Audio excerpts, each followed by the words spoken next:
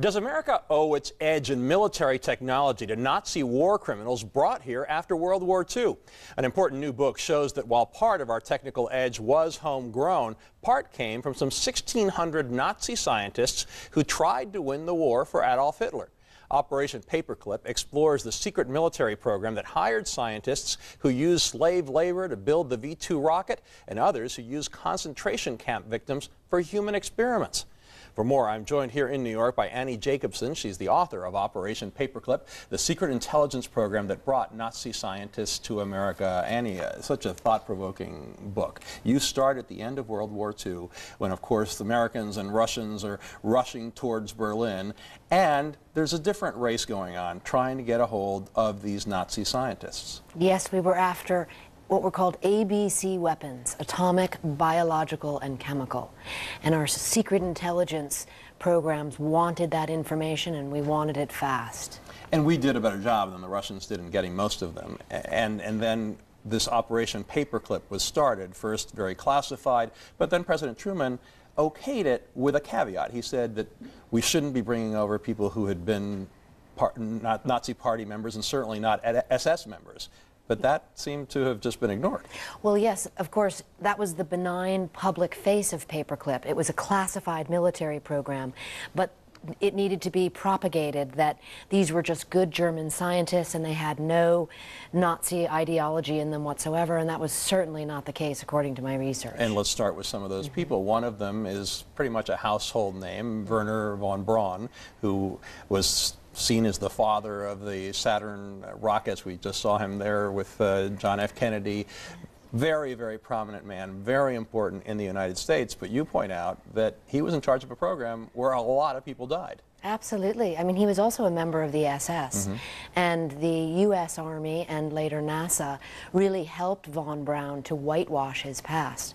I mean, imagine how important it was. That space race with the Soviets was the key to supremacy, and there's no way that the general public could swallow this idea that von Braun had some very dark-hearted programs going on during World War II. Yes, it's thousands and thousands of people in slave labor dying because they were overworked. I mean, it's horrible to even think about. And then you talk about some of these doctors and some of these other individuals who were involved in all these experiments. One of them was Siegfried Ruff, and there were a whole bunch of others. At his war crimes trial, he said, personally, I would not consider these experiments as immoral, especially in wartime.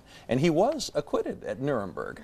But again, there's just so much evidence that they were conducting horrible experiments on live human beings, and they were brought to the United States. Ruff was one of 7 who were arrested for war crimes tried at Nuremberg. I was able to get the Pentagon to declassify a document with the help of Harvard University after all these years that finally showed that those men were on a wanted war crimes list. We knew they were conducting medical experiments, but we hired them anyways. Some American scientists objected to Operation Paperclip, chief among them Albert Einstein. He said, their former eminence as Nazi Party members and supporters raises the issues of their fitness to hold key positions in American institutions. Even Dwight Eisenhower ended up having meetings because of the alarm that was raised over what was going on back then, but he ended up supporting it too.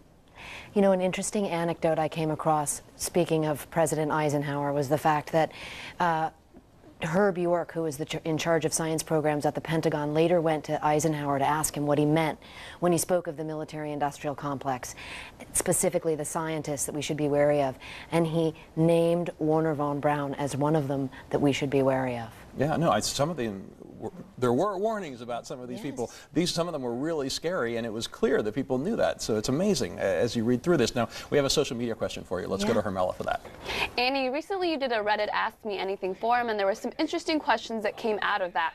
User SMW says, those people were smart, and we wanted them on our side for rocket building. A lot of them weren't a part of the genocide directly, he says. They were just scientists who made the stuff. He wants to know, do you blame them as much as the ones who actually did the killing?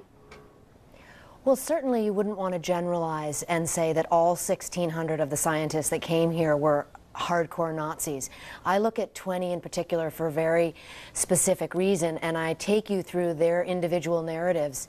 And of the 20, it's very difficult to find one who isn't a Nazi ideologue. And your book then raises the big question: does the end justify the means? Specifically, you say, does accomplishment cancel out past crimes?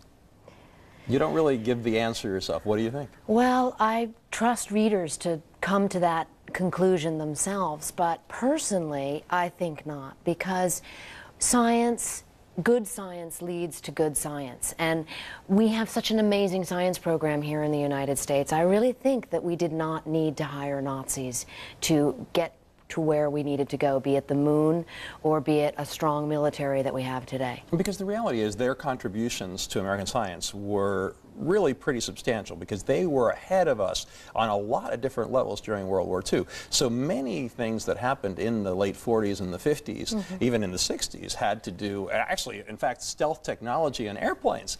Some of what they had discovered helped with the stealth, with our stealth bombers.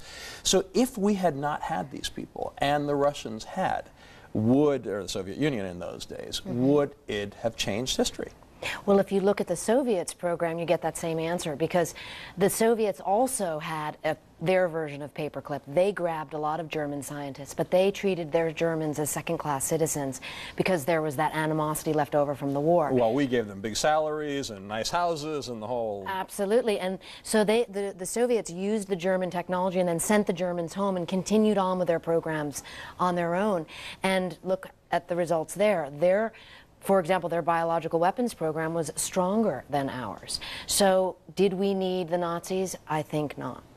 But if we look back at it, is it fair to look back at what was going on back then through our lens today without really trying to get ourselves in the shoes of what people were dealing with back then and the utter fear that existed about the Cold War, especially once the Russians or the Soviet Union got the atomic bomb?